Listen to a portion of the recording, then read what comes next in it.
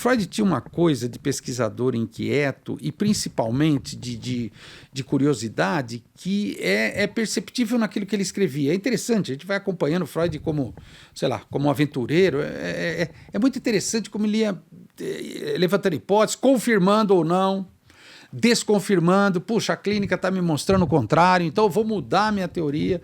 Eu acho que, aliás, isso é uma grande lição para todos nós, né? A experiência nos ensina muito. Eu sempre digo, a experiência ela é muito didática, nem sempre pedagógica, né? Pensando na pedagogia como uma ciência que pensa o ensino e a aprendizagem, aliás, muito importante, sem sombra de dúvida, mas a didática é uma parte da pedagogia, uma parte específica que diz dos meandros da aprendizagem, de como algo pode ser didático ou não. E aí eu aprendo com Freud, eu acho que quem está me ouvindo, quem está me assistindo, poderia aprender também. A experiência nos ensina, mas ela não pode ser engessada, ela tem que ser uma coisa fluida, uma coisa quase como um experimento científico, ou seja, a gente passar pela experiência, refletir, pensar, e depois, claro, por que não, estabelecer novas hipóteses, pensar novas coisas, se posicionar de outra forma. O Freud era basicamente um pesquisador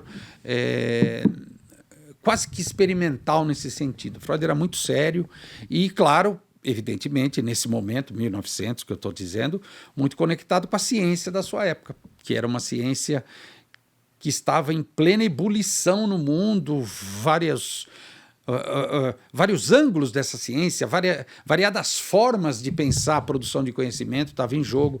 Freud, por exemplo, era muito influenciado pela química de então.